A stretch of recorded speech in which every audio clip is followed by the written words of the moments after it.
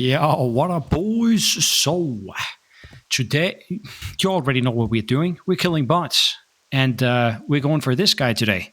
So, this guy was pointed out to me by accident. He has pointed out a few bots to me, and he has actually been 100% correct on all of the bots that he's pointed out to me.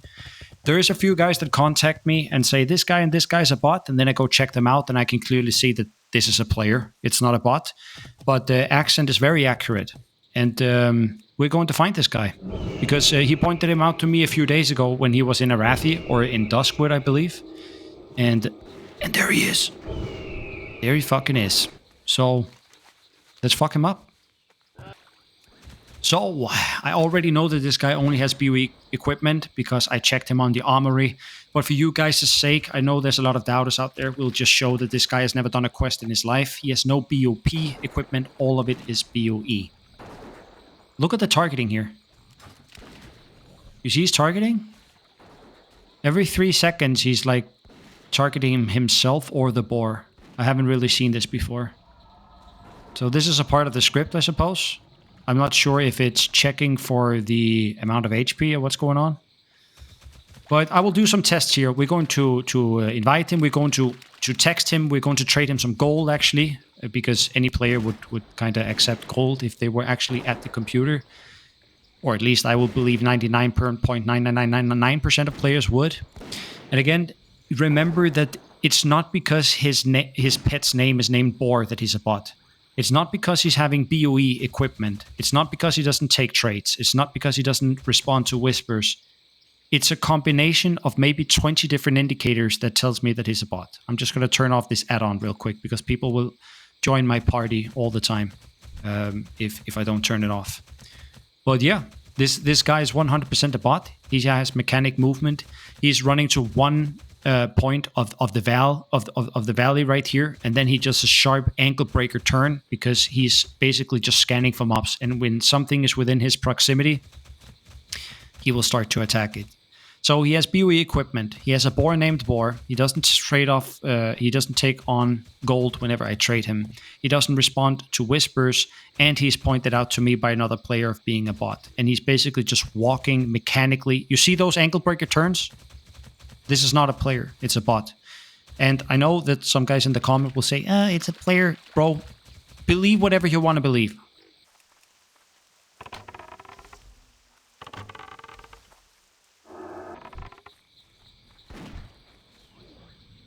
So let's see how he reacts to this. It's always interesting because some of these Swamp of Sorrow bots, they run as soon as they are getting engaged. Some of them run when they get on half HP, and some of them just man up. So you never know.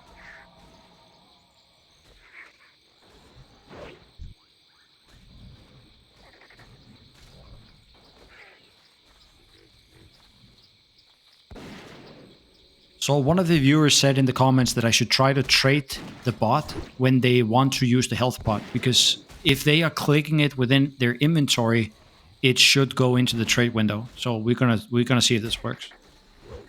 It doesn't seem like it worked. He popped it anyway, so it has to be in his hotbar, I suppose. This is nothing out of the ordinary. When they get aggro, they usually start to run. So, especially when they've used their health pot, it's like they're trying to dip and shit.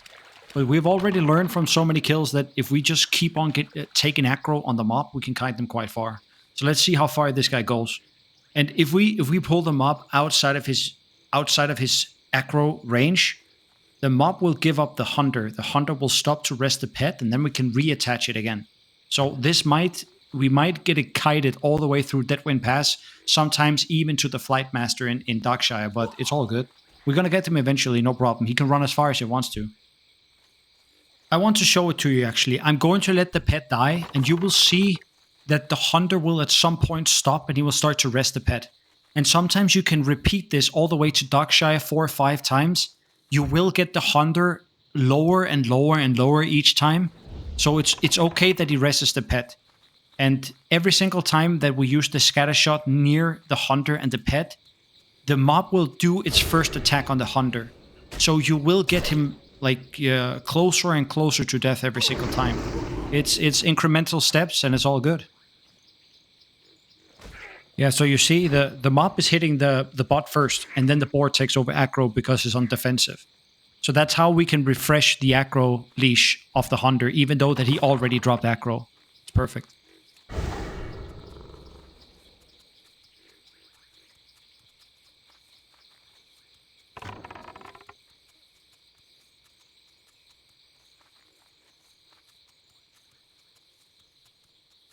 It's best if we can kill the pet so that the bot will not get HP from Spirit Bond, the talent point, because otherwise he will just keep on healing up if the pet is just running in the back.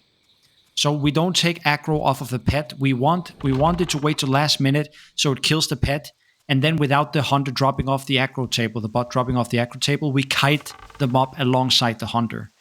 And sometimes they run for so long that they drop combat anyway. And you also see this here, that now he starts to rest the pet again. And then we have to just repeat the same thing. So this should be the last cycle. And you see how good it is for us that the bot is scripted in such a way that if the pet dies, they are designed to res it, so we can reattach the bird. Oh, he has a bleed effect on him this time. But this bleed effect does almost no damage. I've seen this with some of the other kills that I think they're dying, but okay, this guy is actually dying. No, he actually survived it.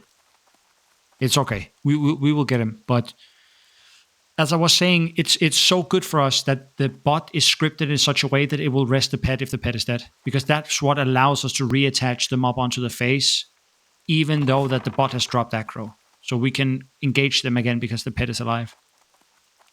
Otherwise, we would just have to kite them up alongside the hunter at all times. But we can say goodbye to this one. He gave it a valid attempt. He tried to escape, but you can't really do much. There's such a long walk from the spot they're farming to Darkshire that it's almost impossible for him to get away from it. So yeah, this guy's dead, and we can remove him from our list and on to the next one. And I'm not going to tell who will be the next one, because then that person will get a heads up. That's not good. See you, boys.